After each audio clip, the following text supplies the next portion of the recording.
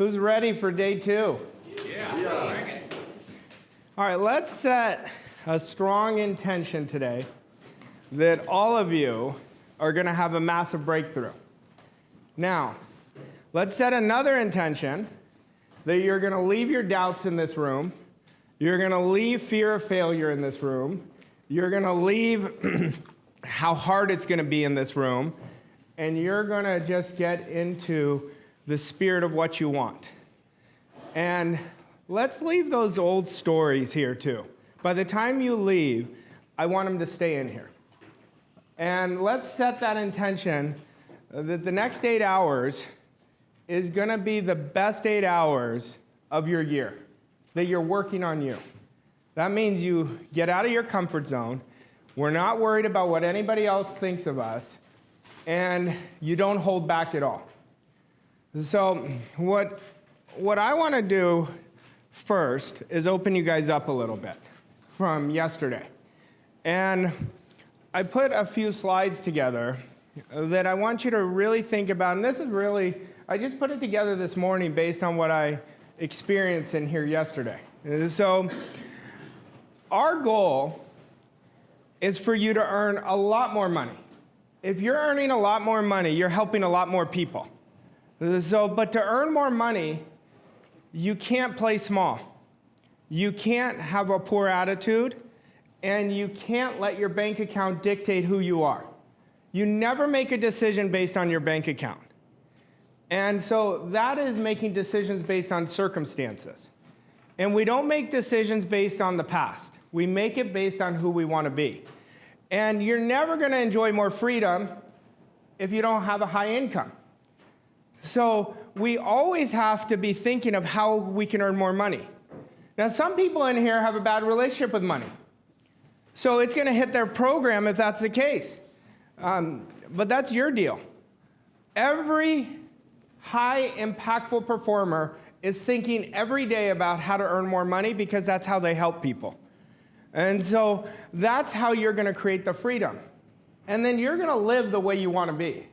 I believe we're on this planet to experience how we want to live. Now, a lot of people are living other people's stories. A lot of people are saying, I went to this church or this belief or that belief, and this is as far as I can go. We've got to let go of that. It's how you want to live. It's not how I want to live.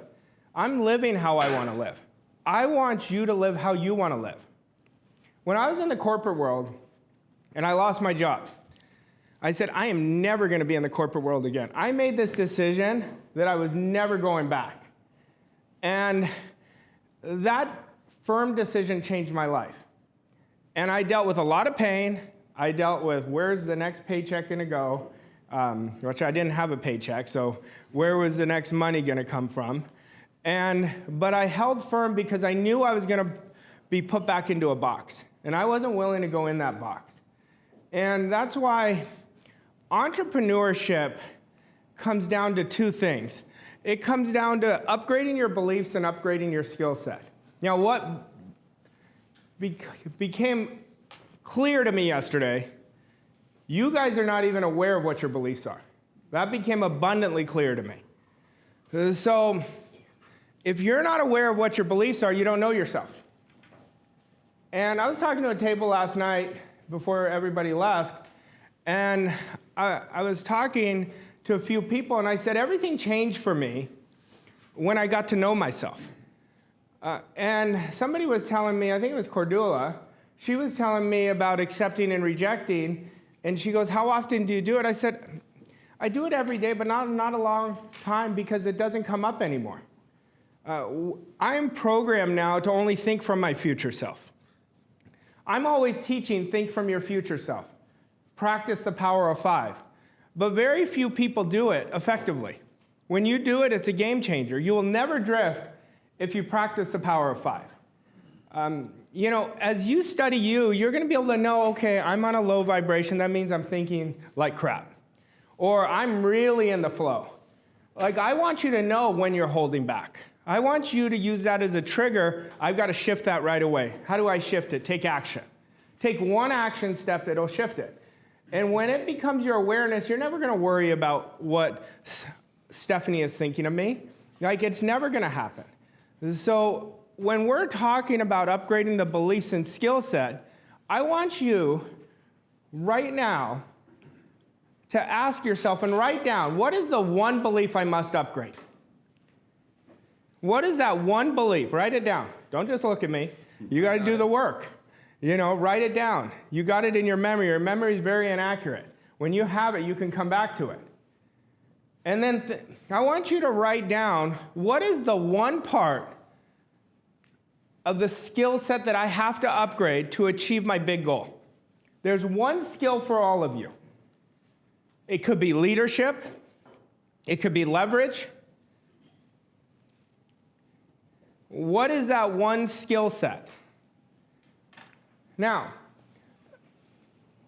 entrepreneurship is going to be as hard or as easy as you make it. Now, people now go on Instagram, they see people posting all their fake lives. That's not entrepreneurship. Entrepreneurship is practicing the 10,000-hour rule for decades. And then you redo the next 10,000 hours. Like, if you look at the people who are really winning big, they are practicing that. And you'll watch people who say, no, I'm already doing it. They are so wrong. Every great entrepreneur never thinks of themselves as a great entrepreneur. They think of themselves as a beginner. Every great leader knows they're a great leader because every day they're a beginner. Every single day they're a beginner. So if you're telling yourself right now, I'm great at this, understand you're holding yourself back.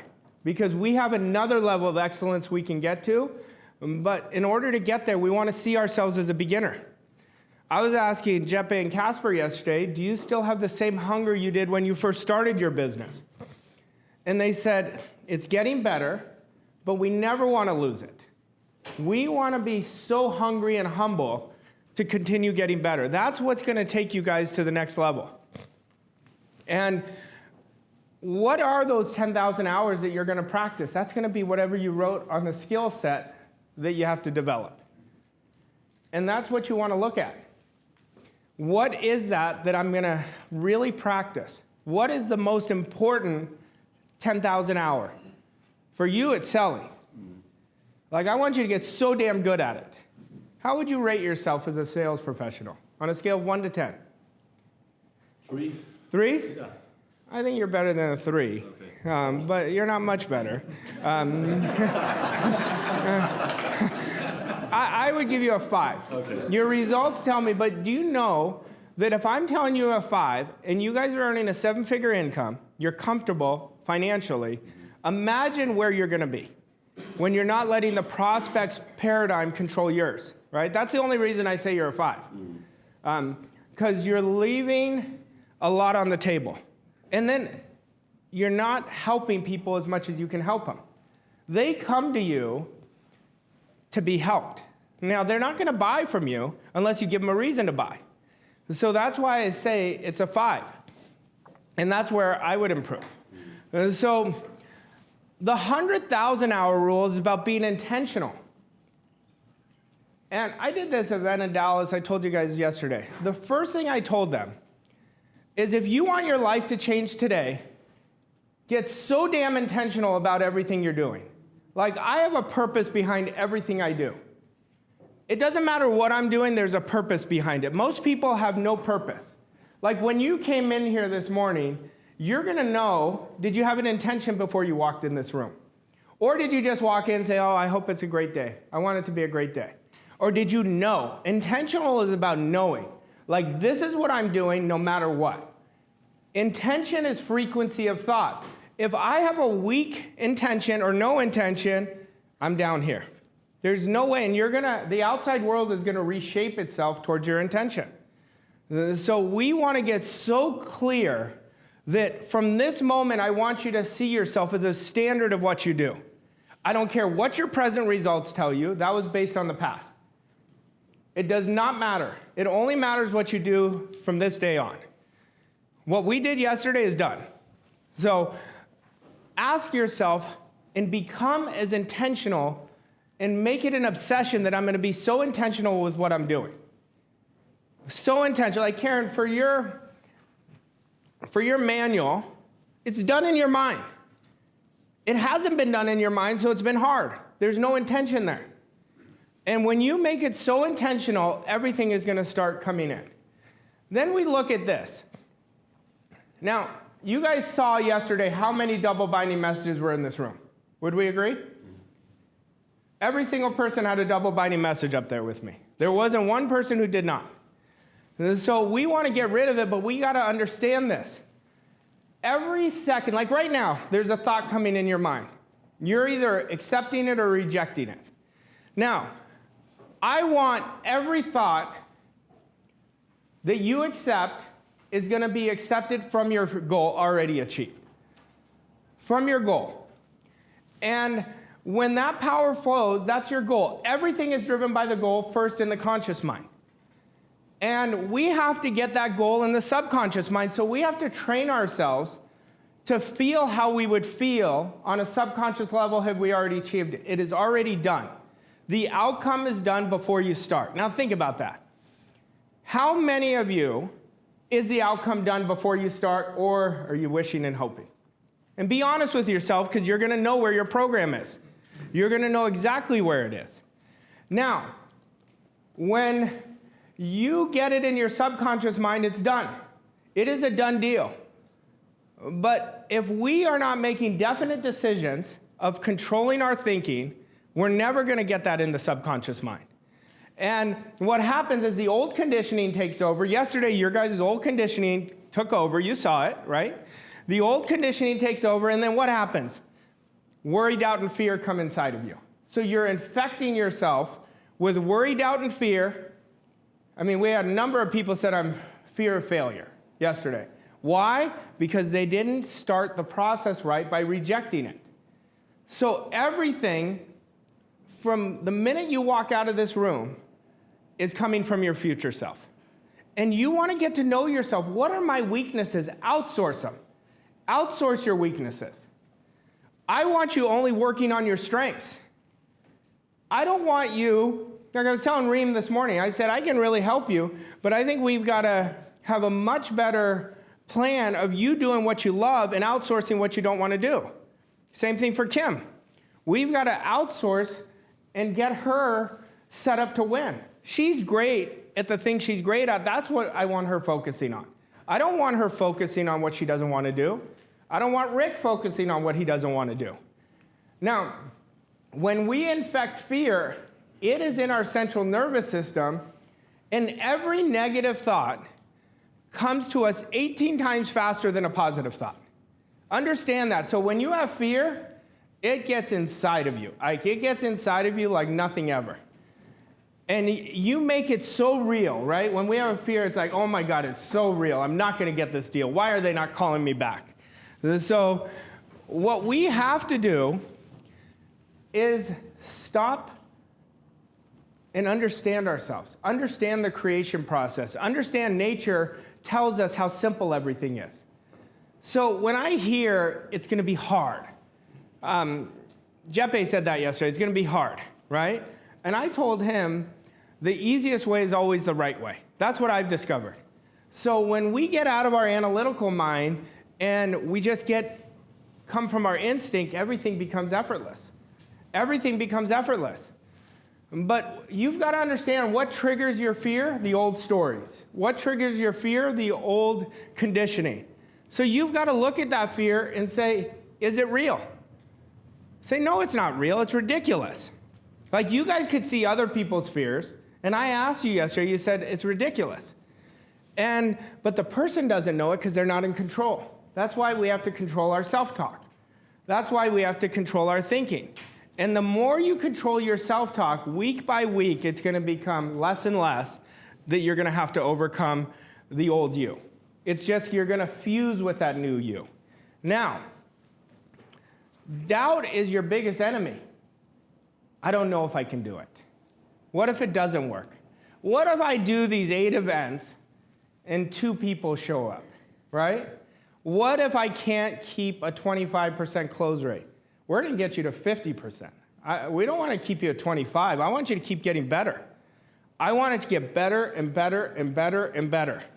And what we have to do is really get and understand, if you're going to doubt anything, like Price Pritchett says in U Squared, doubt your doubts. If you're going to doubt anything, I don't doubt anything anymore. Now, I used to. I'd be lying to you if tell you I didn't before. I did. Now I don't, because I don't care if I fail. Like, I know failing is part of winning. And as an entrepreneur, you're going to fail more than you succeed. But your successes are so much more quantified than your failures. But that's why only 3% of the population is really making it happen when 100% should. How many of you are holding on to money? That is a losing formula. Every time you hold on to money, you're saying, there's not enough for me. So what are you training yourself? Keep giving me less and less. An abundant person always knows there's abundance everywhere. So heal your money wounds. Don't just say, I'm holding on to it. Be aware you're doing it and change it. Start circulating it. You're going to start creating a different relationship. But if you don't do it, nothing's going to change. If you don't make a definite decision in this room, you're going to look at these 2 days as, we had a lot of great people in here. It was really great, but it didn't work again. It's only going to work if you make a no shit, no kidding decision. This is what I'm doing no matter what.